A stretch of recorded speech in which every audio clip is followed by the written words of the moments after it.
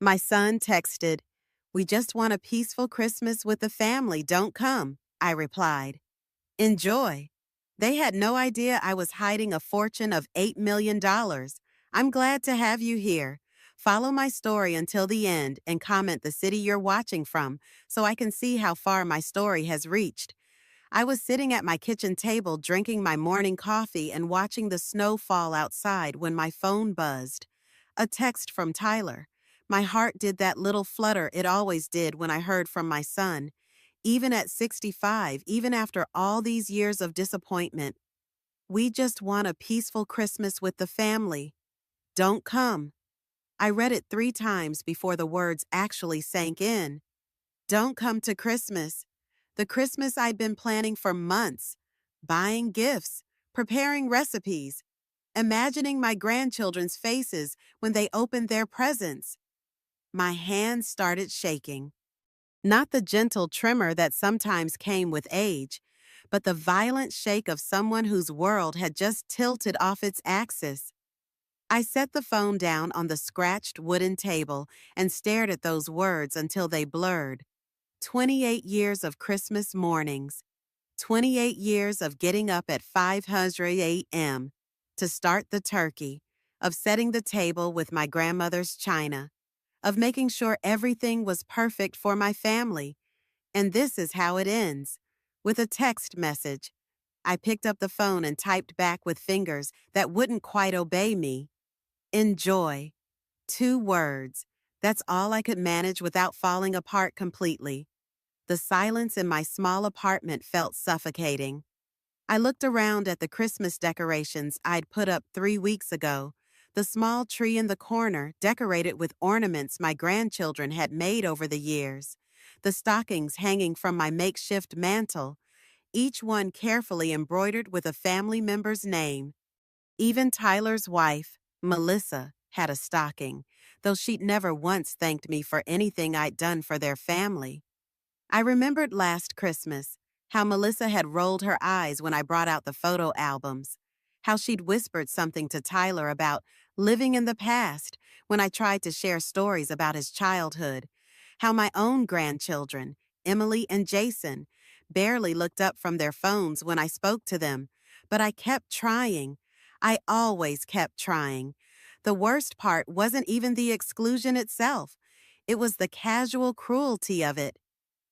We just want a peaceful Christmas, as if I was some kind of disruption, some unwelcome chaos they needed to avoid, as if 40 years of single motherhood, of working 2 jobs to keep Tyler fed and clothed after his father died, of sacrificing every dream I'd ever had meant nothing. I walked to my bedroom and opened the bottom drawer of my dresser. Underneath my winter sweaters was a wooden box I hadn't touched in months. Inside were letters. Letters from Tyler when he was in college, thanking me for the care packages, for the money I'd sent when he was broke, for always believing in him. Letters from when Emily was born, telling me what an amazing grandmother I was going to be. When had it all changed? When had I become the burden instead of the blessing? I think it started when Tyler married Melissa. She came from money, real money, and suddenly, my little apartment wasn't good enough. My homemade gifts seemed cheap next to her family's expensive presents. My stories about Tyler's childhood became embarrassing instead of endearing. I became the poor relation they had to tolerate out of obligation, but I tolerated it because I loved them, because family was supposed to stick together no matter what. The phone rang, startling me out of my thoughts. For a moment, hope fluttered in my chest. Maybe Tyler had realized how cruel his message was. Maybe he was calling to apologize. It was my neighbor, Eleanor Mitchell. "Martha, dear, I hope you don't mind me calling, but Charles and I were wondering if you'd like to join us for Christmas dinner tomorrow. The Whitneys are coming, and the Adlers. We'd love to have you." Eleanor and Charles lived in the penthouse of our building. I'd helped Eleanor once when she'd locked herself out, and we'd become friendly over the past year. I knew they traveled in wealthy circles, but they'd never made me feel less than for living in a modest one-bedroom apartment. I don't want to impose, I said automatically, though something inside me was already saying yes. Nonsense. We're having it catered by Le Bernard, and honestly, we could use someone with your warmth there. Some of Charles's business associates can be rather stuffy. Le Bernard. I'd read about that restaurant in magazines, the kind of place I'd never dreamed of eating at. What should I bring? I asked, my voice steadier than I felt. Just yourself, dear. Cocktails at 6, dinner at 8, and Martha dress up. It's quite a formal affair. After I hung up, I stared at myself in the hallway mirror. 65 years old, with graying hair, I colored myself in clothes from department store sales. What was I thinking? Accepting an invitation to dine with millionaires. But then I remembered Tyler's text, the casual dismissal, the assumption that I would just quietly disappear from their lives whenever it was convenient. Maybe it was time to stop making myself small for people who didn't appreciate what I had to offer. I walked to my closet and pulled out the black dress I'd bought for Tyler's wedding, but never worn again. It still fit. Mostly, I'd wear my mother's pearl necklace, the one piece of jewelry I owned that looked expensive. As I hung the dress on the closet door, my phone buzzed again. Another text, this time from my daughter-in-law. Thanks for understanding. The kids are excited for a quiet Christmas with just us. I deleted the message without responding. Tomorrow, while they were having their peaceful Christmas, I'd be dining with people who actually wanted my company. For the first time in hours, I smiled. The next morning, I woke up with a strange sense of clarity. Maybe it was the finality of Tyler's rejection, or maybe it was the prospect of spending Christmas somewhere I was actually wanted. But something had shifted inside me during the night. I made my coffee and sat down at the kitchen table with my laptop. For the first time in months, I logged into my investment account, the one Tyler had no idea existed. $8,247, 332.18. I stared at the number on the screen, the same number I'd been staring at for the past 3 years since Aunt Helen died. Bayon. My father's sister, the one who'd never married and had made a fortune in tech stocks back in the 70s, the one who'd left everything to me because, as she'd written in her letter, "You're the only one in this family who knows the value of hard work." I'd kept it secret, all of it, because I'd wanted Tyler to make his own way in the world, to learn the value of money the way I had, because I'd thought if he knew I was wealthy, he'd never respect me as anything more than a bank account. How wrong I'd been. He didn't respect me anyway. The irony wasn't lost on me. All those years of him borrowing money from me, $50 here, $200 there. The time he'd asked for $5,000 to help with Emily's school fees, promising to pay me back, but never mentioning it again. The way he'd sigh when I couldn't afford to take the grandchildren to Disney World, or when I'd show up to their birthday parties with homemade gifts instead of the latest expensive toys their other grandmother brought. Melissa's mother, Patricia, who never let anyone forget that she'd bought Emily's first car, paid for Jason's summer camp, funded their family vacation to Europe. Patricia, who got the seat of honor at every family gathering while I was relegated to helping in the kitchen. I'd let it happen because I'd thought it was the right thing to do. Stay humble. Don't spoil them with money they hadn't earned. Teach them values.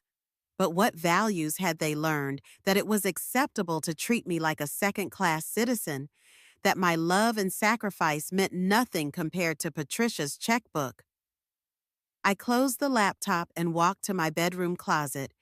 Behind my winter coats in a garment bag I hadn't touched in years was a red silk dress, designer. I'd bought it on impulse 5 years ago, telling myself I'd wear it to some special occasion, but there had never been a special occasion worth celebrating. Until now. I tried it on, and it fit better than I remembered. The color brought out the warmth in my brown eyes, made my gray hair look distinguished instead of tired. I looked like someone with secrets, someone worth knowing. The afternoon passed slowly. I did my hair, painted my nails, applied makeup with more care than I'd taken in years. At 5:30, I slipped on the dress and my mother's pearls and looked at myself in the full-length mirror. I looked like money, old money, the kind of woman who belonged in penthouses and private clubs, which I realized with a start I was. At exactly 6:00, I knocked on Eleanor and Charles's door. Charles answered, elegant in a perfectly tailored tuxedo, and his eyes widened slightly when he saw me. "Martha, you look absolutely stunning," he said, taking my hand and leading me inside. Their penthouse was everything my apartment wasn't. Floor-to-ceiling windows overlooking Central Park, crystal chandeliers, artwork that I suspected wasn't reproduction, and the people. I recognized some of them from the society pages, though I'd never imagined I'd be in the same room with them. "Everyone, I'd like you to meet our dear friend Martha," Eleanor announced, appearing at my side with 2 glasses of champagne. "She's the one I was telling you about, the one who's been such a wonderful neighbor." The evening unfolded like something from a movie. I found myself deep in conversation with Eleanor Astor about her charity work with literacy programs. I discussed art with a museum curator. I even held my own in a debate about economic policy with a former hedge fund manager. It wasn't just that they were treating me as an equal. It was that I felt like one. For the first time in years, I wasn't defining myself by what I couldn't afford or what I couldn't provide. I was just Martha, with my own thoughts and opinions and experiences worth sharing. "You know," Eleanor said to me over dinner, "we're always looking for board members for the foundation. You have such insight into what really matters to working families." A board position. Me.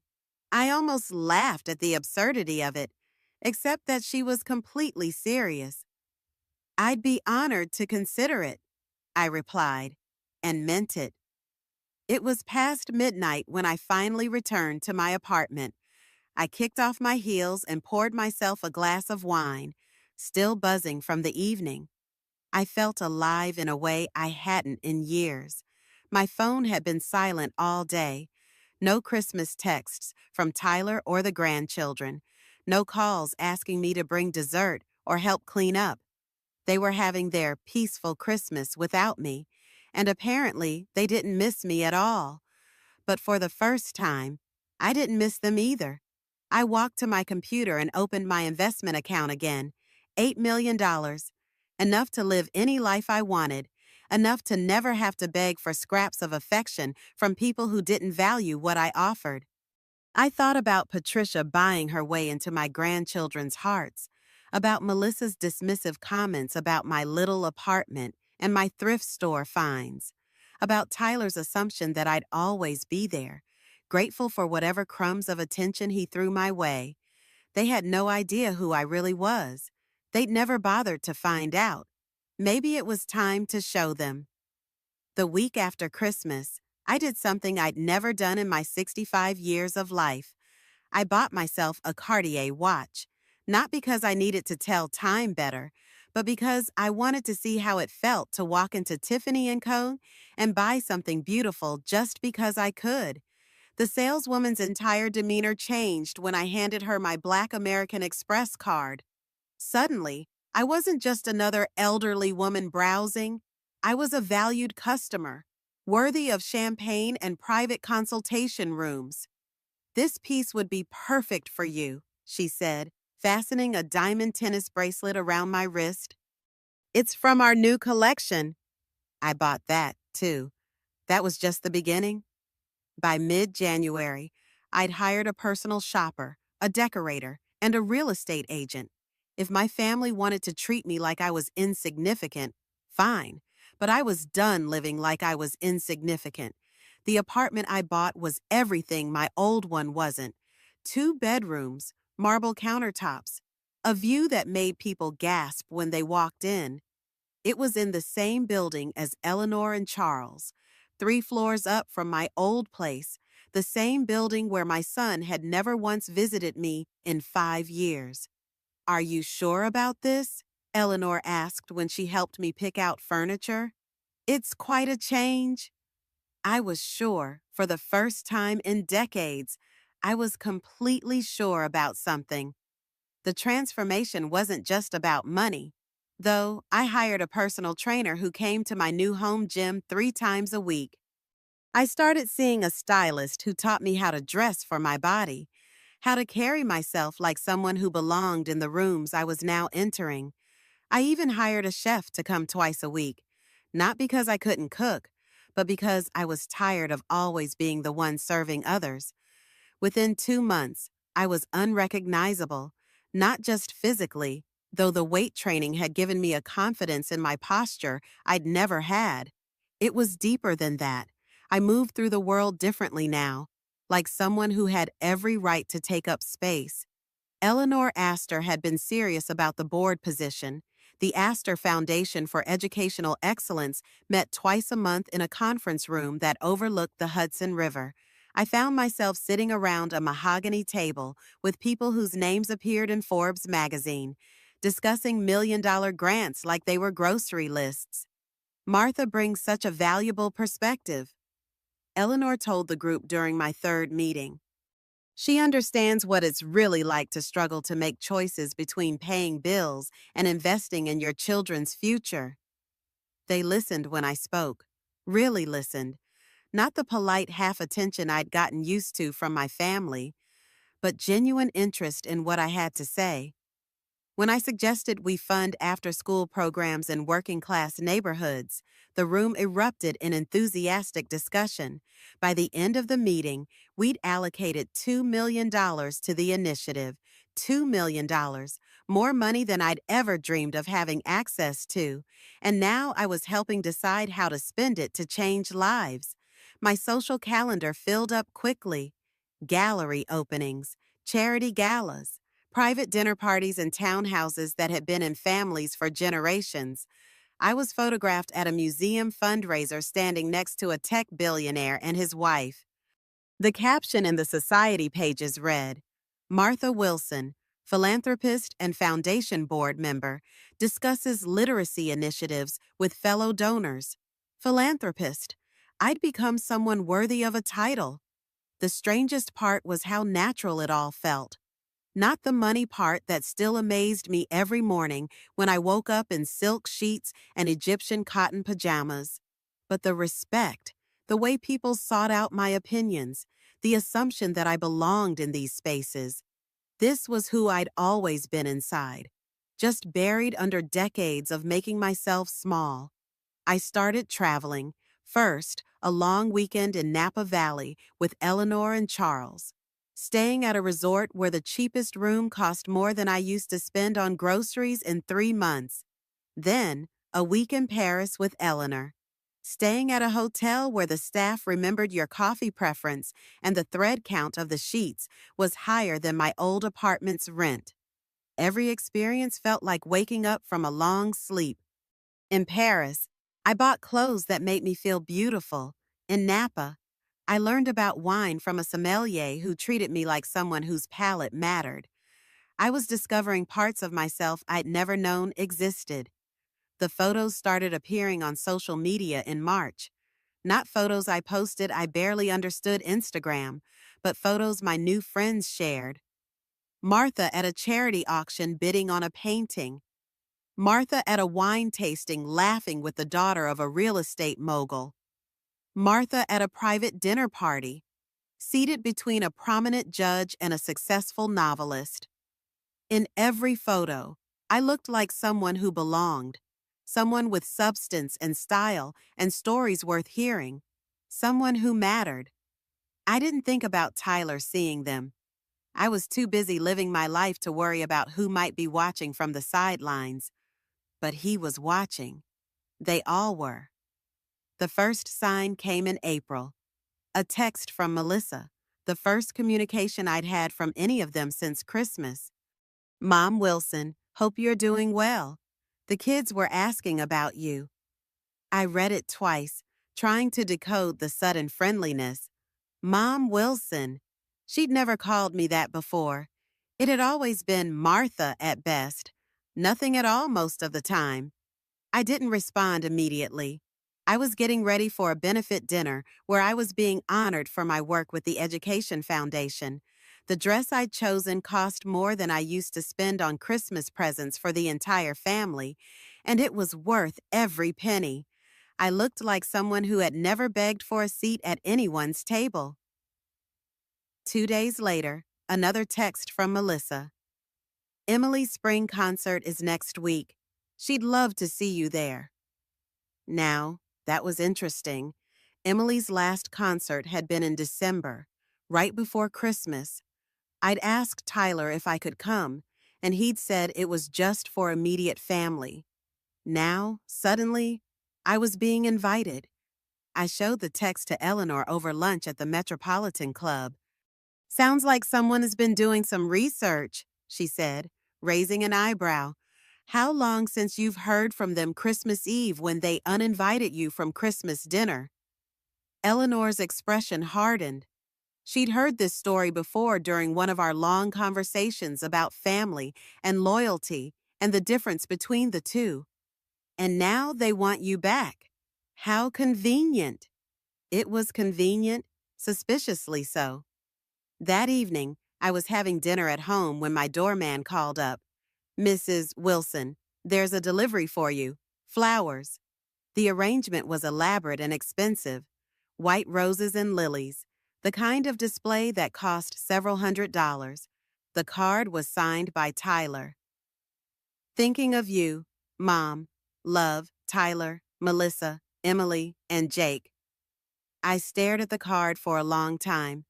6 months of silence and now flowers. Now invitations. Now Mom Wilson instead of just Martha. Something had changed. Something had made them remember I existed. I walked to my laptop and opened Google, typing in my own name for the first time in my life. The results made my breath catch. There I was in dozens of photos from the past 4 months. Society pages, charity websites, foundation newsletters. Martha Wilson at this event. Martha Wilson at that gala. Martha Wilson, donor and board member and honored guest. Martha Wilson, who clearly had money. I leaned back in my chair and started to laugh, not because it was funny, but because it was so predictable. They hadn't missed me. They hadn't realized they'd made a mistake excluding me from their lives. They'd realized they'd made a mistake excluding my bank account. The phone started ringing at 7 a.m. on a Tuesday in late April.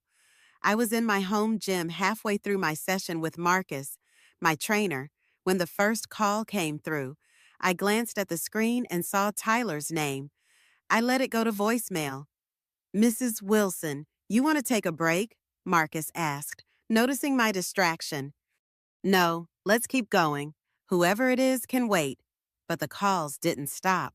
By the time I finished my workout, showered, and sat down for breakfast, my phone showed 17 missed calls, all from Tyler. 17 calls in 2 hours. Whatever had prompted this sudden urgency wasn't good news for him. I poured my coffee and listened to the first voicemail while looking out at the city spread below my windows. The same city I'd always lived in, but now I was seeing it from a very different angle. Mom, it's Tyler. I really need to talk to you. Can you call me back as soon as you get this? It's important. His voice had an edge I hadn't heard since he was a teenager, asking permission to borrow the car. Nervous, needy. The second voicemail. Mom, I know we haven't talked in a while, but I really need to reach you. Please call me back. By the fifth message, the desperation was impossible to miss. Mom, I saw the photos online from the charity events. We need to talk. Please just call me back. So that was it. He'd finally connected the dots between the society page photos and his suddenly absent mother. The mother he'd discarded so casually 6 months ago was now appearing at galas and foundation meetings, wearing clothes that cost more than his monthly mortgage payment. I set the phone aside and opened my laptop. There had been new photos posted just yesterday from the Literacy Foundation's spring benefit. I'd been seated at the head table right next to the mayor's wife and a prominent tech entrepreneur. The photographer had captured me mid-laugh at something Eleanor had said, looking completely at ease in a world of influence and wealth. The caption read, Martha Wilson, major foundation donor and board member, enjoys the evening's festivities. Major donor, that was new, but accurate. I'd written a check for $50,000 that night, barely a dent in my investment account, but enough to fund 3 new after-school programs. The phone rang again. This time I answered. Hello, Tyler? Mom. His voice was filled with relief, like he'd been holding his breath. Thank God. I've been trying to reach you all morning. I was busy. What do you need? The directness of my question seemed to catch him off guard. I'd never been direct with Tyler. I'd always been accommodating, understanding, ready to drop everything when he called. We need to talk. Can I come over? I'm not at the old apartment anymore. Silence. What do you mean? I moved. I live in the penthouse now. Same building, different life. Another silence, longer this time. The penthouse, Mom, those apartments cost. I know what they cost. I could practically hear him trying to process this information. His mother, who'd clipped coupons and shopped clearance sales, who'd apologized for not being able to afford better Christmas gifts, was living in a penthouse. Can I come up? I looked at my calendar. Lunch with Eleanor at 1 Hero, a foundation planning meeting at 3 Hero, dinner with potential donors at 7 Heroes. My days were full now, filled with purpose and people who valued my time. I have 30 minutes at 11 Hero. When he arrived, I almost didn't recognize him. Tyler had always been handsome, taking after his father with dark hair and strong features. But now he looked worn down, older than his 38 years. His expensive suit, the one Melissa had probably picked out, looked rumpled. There were dark circles under his eyes. He stood in my foyer, staring around at the marble floors, the crystal chandelier, the artwork I'd chosen with my decorator's help. His mouth was slightly open like he couldn't quite process what he was seeing. This is incredible, he finally said. How did you, when did you, would you like coffee? My housekeeper made a fresh pot this morning. You have a housekeeper. I led him to the living room where floor-to-ceiling windows offered a view that real estate agents described as breathtaking.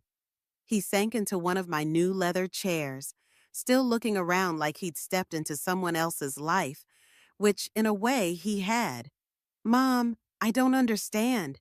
How is this possible? Last Christmas, you were living in that tiny apartment, and now? He gestured helplessly at the surroundings. Now, I'm living the life I can afford. But where did the money come from? I sat across from him, perfectly composed in my tailored jacket and silk blouse, the clothes of a woman who belonged in boardrooms and charity galas. It was always there, Tyler. You just never asked. His face went pale. What do you mean it was always there? I inherited it 3 years ago from your great Aunt Helen. Aunt Helen left you money, $8 million. The number hit him like a physical blow. He actually recoiled in his chair, his hand going to his chest like he was having trouble breathing. 8 million. Mom, why didn't you tell me? I took a sip of my coffee, letting the question hang in the air. Tell you what, exactly, that I had money you could borrow, that I could solve all your problems with my checkbook. No, that's not, I mean, he was stumbling over his words, clearly trying to figure out how to navigate this conversation.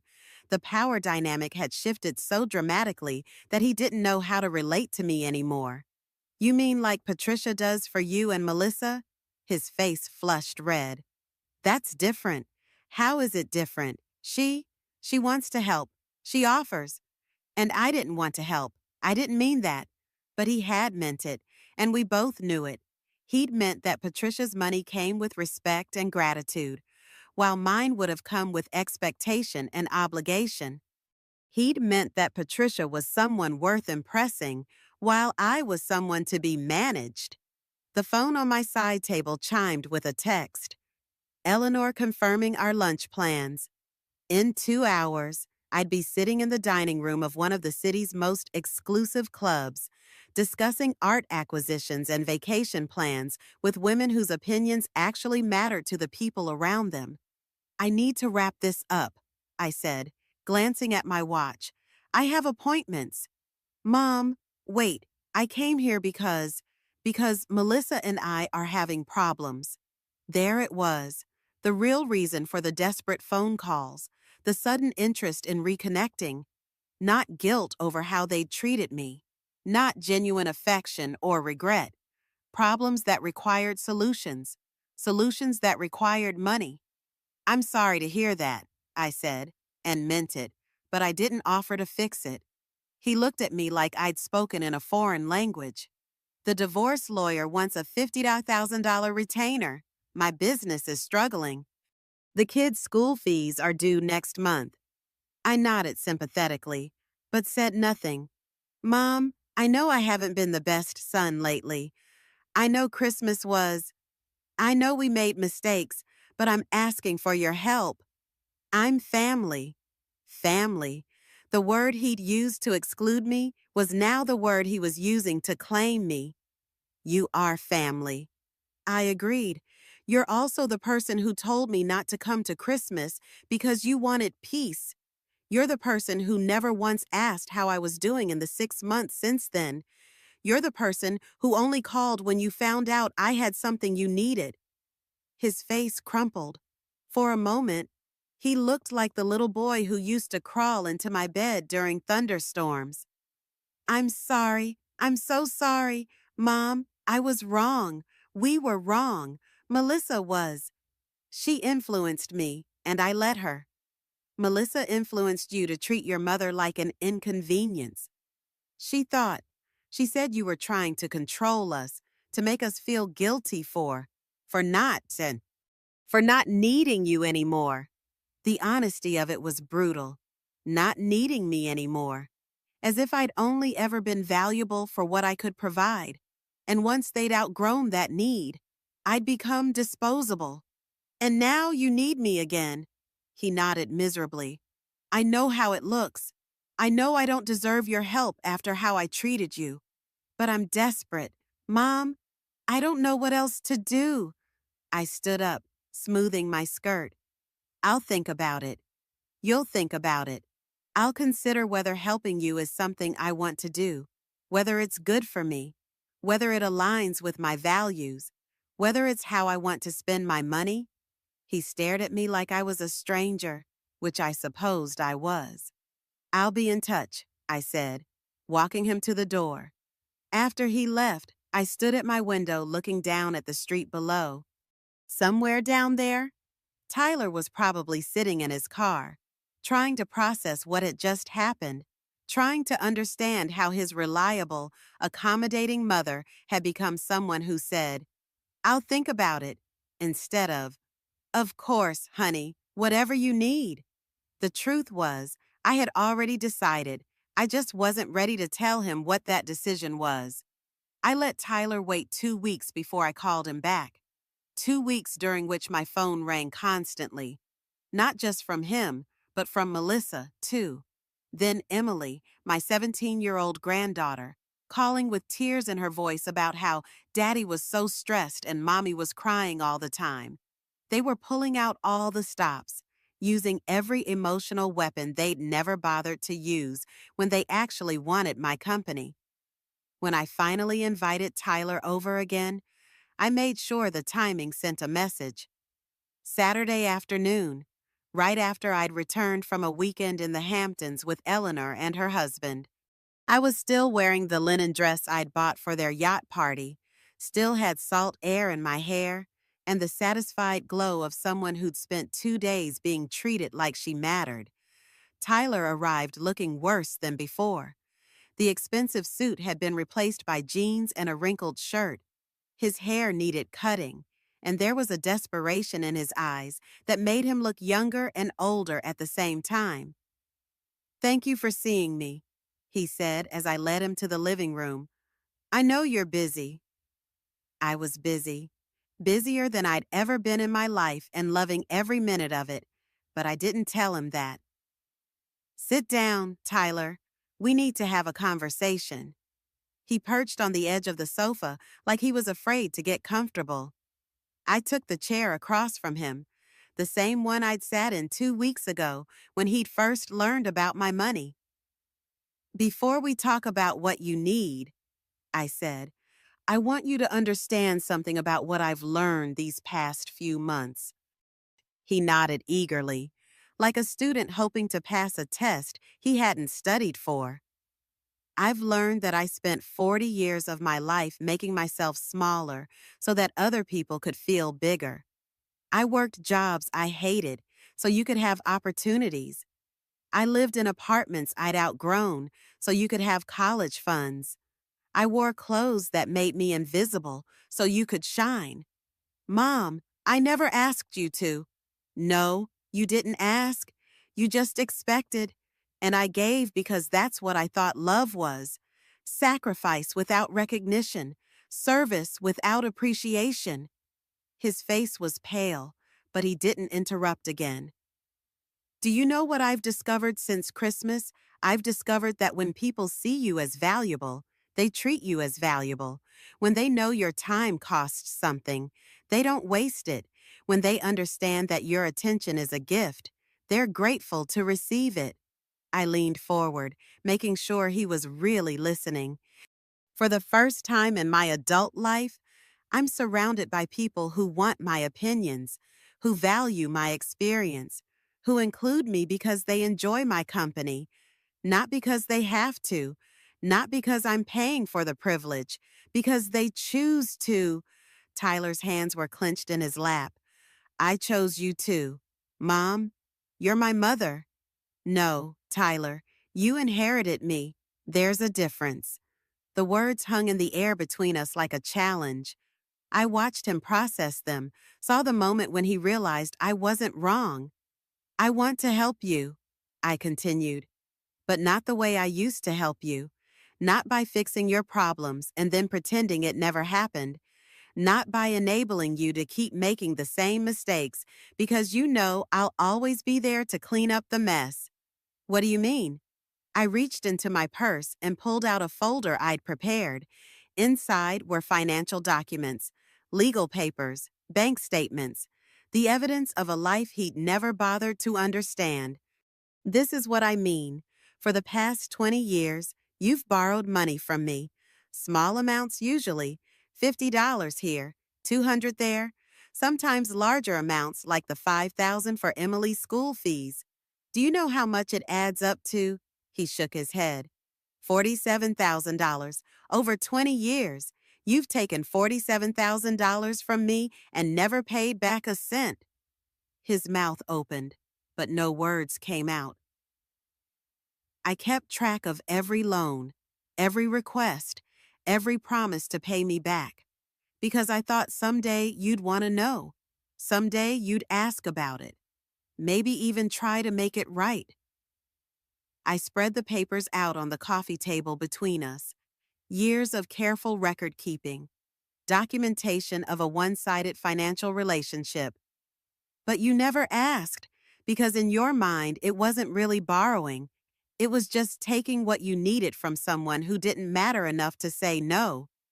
"Mom, I didn't think, I didn't realize, you didn't think I was keeping track or you didn't think it mattered." He was quiet for so long I thought he might not answer. Finally, he said, "I didn't think you minded." Of course I minded, but I'd trained you so well to expect my sacrifice that you stopped seeing it as sacrifice. You saw it as my function. I gathered the papers back into the folder, each page a reminder of how little my financial stability had mattered to the people I'd loved most. So, here's what's going to happen. I'm going to help you with your divorce lawyer.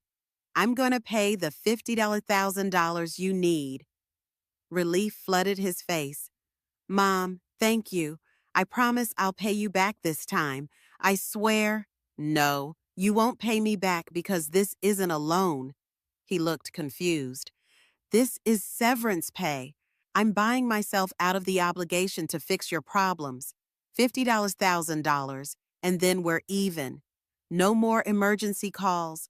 No more crisis management. No more assuming that my money is your safety net. I don't understand.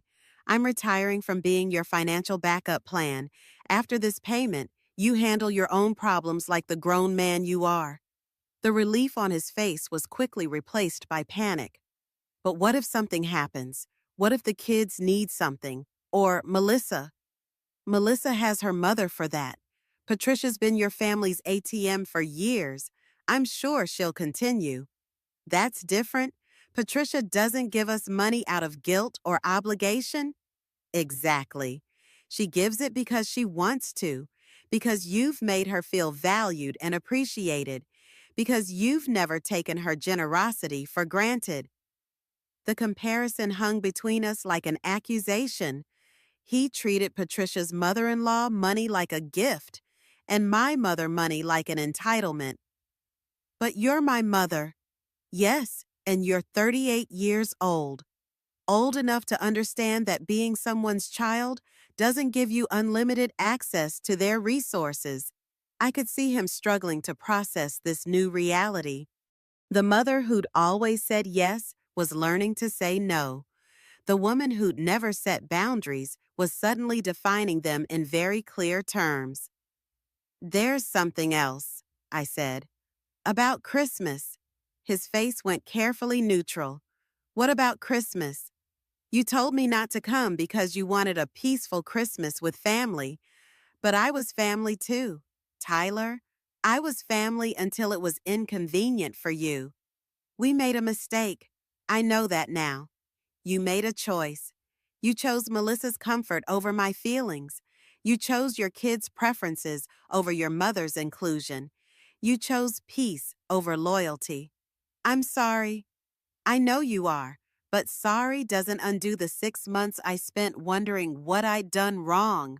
Sorry doesn't erase the message you sent that I wasn't welcome in my own family. Tears were starting to form in his eyes. Real tears. Not the manipulative kind he'd used as a child when he wanted something. What can I do to make this right? You can accept that this is how things are now. I'm not the same person I was at Christmas. I'm not someone who begs for inclusion or settles for scraps of affection. I'm someone with choices, and I'm choosing to live differently. Does that mean you don't want me in your life? I looked at him sitting there, this man I'd raised and sacrificed for and loved unconditionally for nearly 4 decades. He looked so young in that moment, so uncertain about where he stood with me. I want you in my life if you want to be in mine, really in it, not just when you need something. I want you to call because you're curious about how I'm doing, not because you're hoping I can solve a problem. I want you to invite me to things because you enjoy my company, not because you feel obligated. I do enjoy your company. Do you? When's the last time you called just to talk? When's the last time you asked about my interests, my friends, my hopes for the future? He was quiet. I'm not angry anymore, Tyler. I'm just done being taken for granted. Done being treated like I'm lucky to be included in your life instead of the other way around. I stood up, smoothing my dress. I'll have my lawyer transfer the $50,000 to your account this week. After that, we start fresh. You decide what kind of relationship you want with me, and I'll decide if it's the kind of relationship I want, too. He stood too, looking lost and uncertain. Can I hug you? I let him. but it felt different than it used to. Less desperate on my part, more grateful on his. I love you, Mom. I love you too. But love isn't enough anymore. I need respect, too. After he left, I sat in my beautiful apartment looking out at my beautiful view, and for the first time since Christmas, I felt completely at peace. I was finally free. 6 months after that conversation with Tyler, I was standing in my kitchen making coffee when my phone rang. It was Emily, my granddaughter, calling from college. Grandma Martha, I hope I'm not bothering you. You're never bothering me, sweetheart. How are you? I'm good, really good. Actually, I wanted to thank you. This was new. In all the years I'd been Emily's grandmother, she'd never called to thank me for anything. Not for the birthday gifts. Not for the school clothes I'd bought when money was tight. Not for the countless times I babysat so her parents could have date nights. Thank me for what? For the college fund. Dad told me you set one up for Jake and me. Nobody's ever done anything like that for me before. I smiled, remembering the afternoon I'd spent with my financial advisor, setting up education trusts for both grandchildren, money they could access for tuition and books and living expenses, but that Tyler couldn't touch. Money that came with no strings attached and no guilt. You're welcome, honey. I want you to have opportunities. It's not just the money, though. It's that you thought about my future, like, really thought about it. Mom's always so focused on what's happening right now, and Dad's always stressed about work. But you actually planned for something that hasn't happened yet. The observation was so mature, so insightful that it caught me off guard. When had Emily become this thoughtful young woman? Can I ask you something, Grandma? Of course. Are you happier now? The question surprised me. What do you mean? Dad says you're different since you moved to the penthouse. He says you're more independent. And when I saw those pictures from your charity events, you looked so happy, like genuinely happy.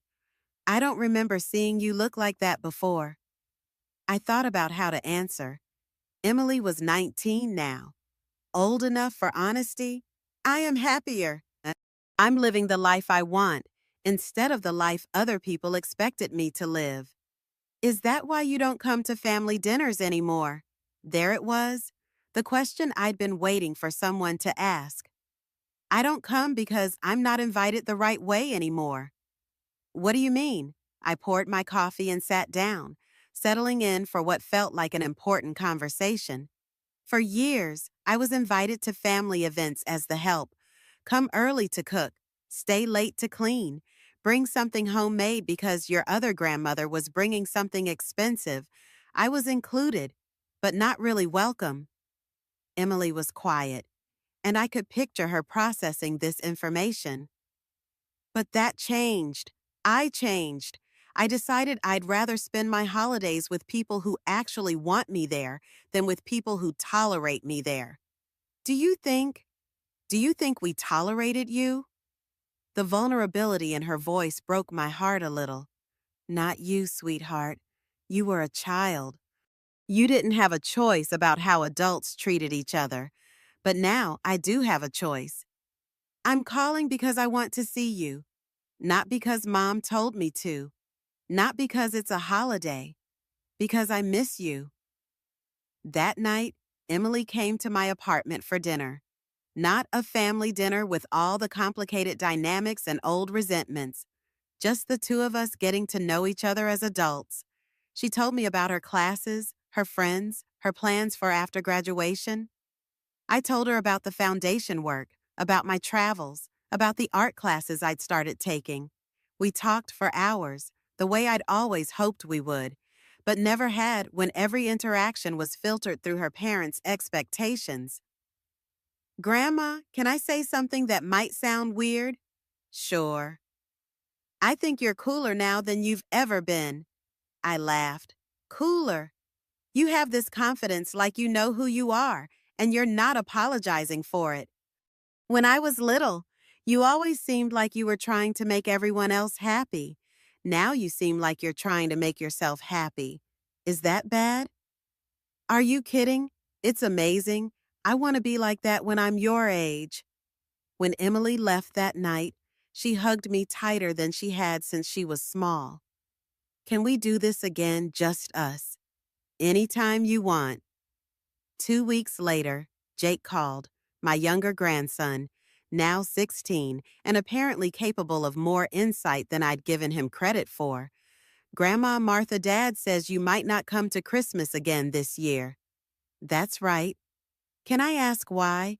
I explained it the same way I had to Emily, about being wanted versus being tolerated, about choosing to spend my time with people who valued it. What if I wanted you there? Like, really wanted you there? Not just because Mom says family should be together. Then we'll figure out a way to celebrate together. Maybe not on Christmas Day, but our own celebration. Would you teach me to cook that stuffing you used to make? Of course. So Jake started coming over every other Saturday. We'd cook together, and I'd tell him stories about his father as a child, about his grandfather he'd never met, about the family history no one else seemed interested in preserving. He was a good kid, just caught in the middle of adult complications he'd had no part in creating. During one of these cooking sessions, Jake surprised me with a question that showed just how perceptive he was becoming. Grandma, did you always know you were strong like this? I paused, my hands covered in flour from the pie crust we were making.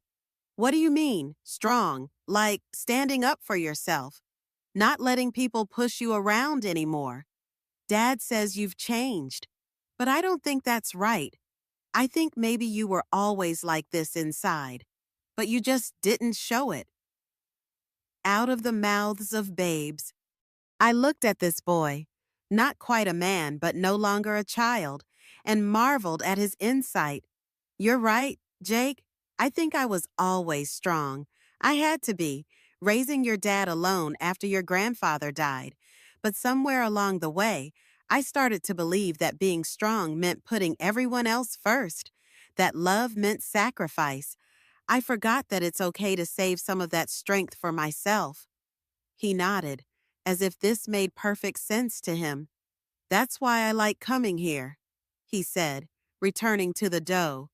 You're teaching me how to make really good food, but you're also teaching me other stuff, important stuff. The real surprise came in November. Tyler called, and for once it wasn't because he needed something. Mom, I wanted to talk to you about Christmas. I braced myself for another plea, another attempt to guilt me into participating in their version of family harmony. I know you're not coming to our house, and I understand why, but I was wondering, would you be okay if I came to see you? Just me, on Christmas morning, before all the chaos starts? The request was so unexpected that I didn't answer right away. I'm not asking for anything, he continued. I just want to spend some time with my mother, if you'll have me. What about Melissa? Melissa and I are working on our relationship. Part of that work involves me learning to maintain relationships that matter to me, regardless of whether they fit into her plan for how things should be. It was the most mature thing I'd ever heard him say. I'd like that, I told him. Christmas morning, Tyler arrived at 10 with a thermos of coffee and a bag of pastries from my favorite bakery. The bakery I'd mentioned loving once, months ago, in passing. He'd remembered. We sat in my living room looking out at the snow falling over the city and talked, really talked. He asked about my foundation work, about my travels, about the art classes Emily had mentioned. I asked about his business, his marriage, his hopes for the new year. I owe you an apology, he said as he was getting ready to leave. You've apologized. Not for Christmas last year. Well, yes, for that, too. But for all the years before that. For treating your generosity like it was my right. For taking your love for granted. For never seeing you as a person with your own dreams and needs. What changed? Watching you live differently, seeing how happy you are when you're not constantly trying to take care of everyone else. I realized I'd never even wondered what would make you happy. And now I can see it. You're happier than I've ever seen you, and I'm proud of you for choosing yourself. After he left, I sat in my beautiful apartment, surrounded by the life I'd built for myself, and felt something I'd never felt before: complete contentment. My phone buzzed with messages throughout the day. Emily sending pictures from her volunteer work at a homeless shelter. Jake showing off the dinner he'd cooked using one of my recipes. Eleanor and Charles inviting me to join them for champagne later. People who chose to include me in their lives because they wanted me there. That evening, I stood on my balcony looking out over the city lights, wearing a cashmere robe that cost more than I used to spend on groceries in a month, and I thought about the woman I'd been a year ago, the woman who'd accepted exclusion as the price of peace, who'd made herself small so others could feel big. She was gone now, replaced by someone who understood her own worth, someone who knew the difference between being loved and being used, someone who had learned that the best relationships are chosen, not inherited. As winter turned to spring, I noticed another shift in my relationship with Tyler. The $50,000 I'd given him had helped with his immediate legal needs, but his marriage to Melissa had still ended in divorce. Now he was a single father, trying to rebuild his life, much as I had done at a younger age. "Mom, I need your advice, not your money," he said during one of our now regular Sunday phone calls. "How did you do it? Raise me alone and still keep going." "One day at a time," I told him, "and by remembering that children need your presence more than presents." It was advice I'd tried to live by when he was growing up, though somewhere along the way, I'd forgotten to apply it to my adult relationships as well. Emily graduated college that May with honors. I sat in the audience next to Tyler, watching my granddaughter stride across the stage to accept her diploma. Patricia was there too, on Tyler's other side, and for once there wasn't the usual undercurrent of competition between us. We were just two grandmothers, proud of the young woman we'd both helped shape in different ways. "Thank you for coming," Tyler said as we waited for Emily after the ceremony. "I wouldn't have missed it," I replied. "No, I mean, thank you for still being part of our lives. After everything, you could have just walked away." I thought about that. I could have. After decades of giving without receiving, of loving without recognition, I could have severed those ties completely. Many women in my position would have. "Family is complicated," I said finally, "but walking away completely would have been punishing myself as much as punishing you. I didn't want that. I just wanted better." Emily emerged from the crowd then, radiant in her cap and gown, and threw her arms around me first. "Grandma, you made it." "Of course I did. I wouldn't miss your big day." She pulled back and looked at me, really looked at me, in that direct way she'd developed over the past year. "You know what I was thinking about during the ceremony, that trust fund you set up for me? Not because of the money, but because when you did that, you were saying you believed in my future even when I didn't know what I wanted it to be yet. That meant everything." Over Emily's shoulder, I caught Tyler's eye. He was watching us with an expression I couldn't quite read. Later, at the celebration dinner, Jake sat next to me, now taller than I was, and with a voice that occasionally cracked when he spoke. "Hey, Grandma, I need to tell you something." "What's that?" "I'm applying to culinary school after high school. Those Saturdays cooking with you, they made me realize what I really want to do." I felt a surge of pride so strong it nearly took my breath away. "Jake, that's wonderful. You have real talent. Dad says you'll help me figure out the applications and stuff. Since you know about foundations and education, of course I will. As summer arrived, I found my calendar filled with a blend of my new life and pieces of my old one. Charity galas and board meetings alongside cooking lessons with Jake and movie nights with Emily. Lunch with Eleanor one day, coffee with Tyler the next. The difference was that now, all of these relationships were voluntary, equal, reciprocal. No one was taking without giving. No one was assuming my time was less valuable than theirs. In July, Eleanor and her husband invited me to join them for a month at their villa in Tuscany. You must come, Martha, Eleanor insisted. Charles has invited some fascinating people, and there's a cooking school nearby that would be perfect for your grandson to visit.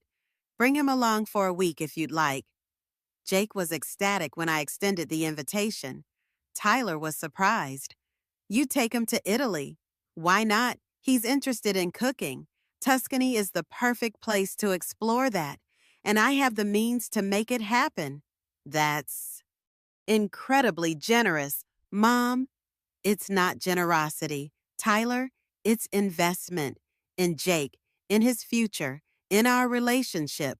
The same way I invested in Emily's education, the same way I invested in your childhood, though you didn't recognize it at the time.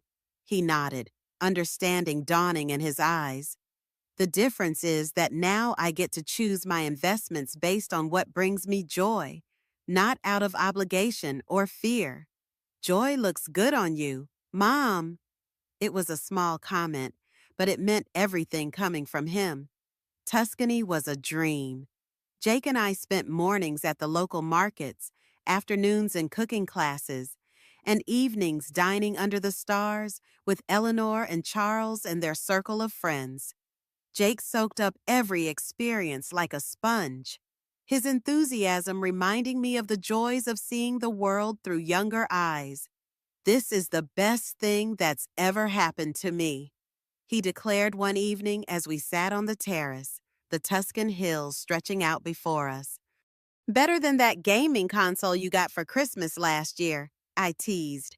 Way better. That was just a thing. This is, he gestured at the landscape, at the remnants of our meal, at the notebook where he'd been jotting down recipes. This is real. This is something I'll remember forever. When we returned to New York in August, bronzed by the Italian sun and laden with gifts for Tyler and Emily, something had shifted again. The dynamic with my family had evolved from the formal politeness of the past year into something warmer, more genuine. Tyler invited me to dinner at his apartment, now a smaller place since the divorce. He cooked, using one of the recipes Jake had brought back from Italy. It's not as good as yours would be, he apologized as he served the pasta. It's perfect, I told him and meant it. After dinner, as we sat with glasses of wine, Tyler brought out a small wrapped package. I've been wanting to give you this for a while, he said, pushing it across the table to me. Inside was a framed photograph I'd never seen before. Me, much younger, holding baby Tyler in the hospital. The look on my face was pure joy, pure love. Dad took this, Tyler explained. The day I was born, I found it when I was going through some old boxes after the divorce.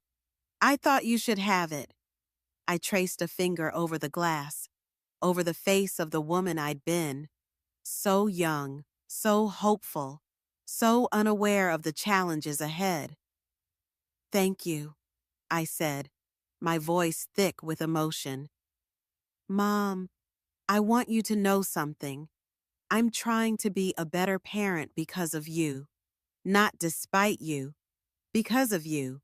The way you've set boundaries, the way you've shown Emily and Jake that they matter to you as people, not just as extensions of your identity, that's what I want to do too.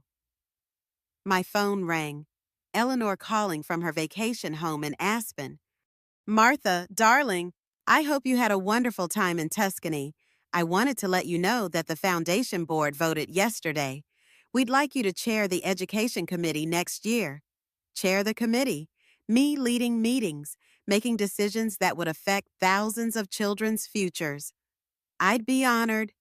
Wonderful. Oh, and Richard and I are having a small dinner party when we get back.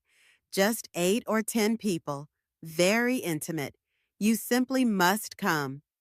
After I hung up, I poured myself a glass of wine and raised it in a toast to the empty apartment, to the life I'd chosen, to the woman I'd become. Here's to new beginnings, I said aloud, and somewhere in the city below, my family was learning to miss me properly, learning to value what I offered instead of taking it for granted, learning that love without respect isn't really love at all. I'd given them the greatest gift I could, the opportunity to choose me freely, without obligation or guilt. Some of them were rising to the occasion, others weren't. But for the first time in my life, that was their choice to make, not mine. I was finally completely, beautifully free.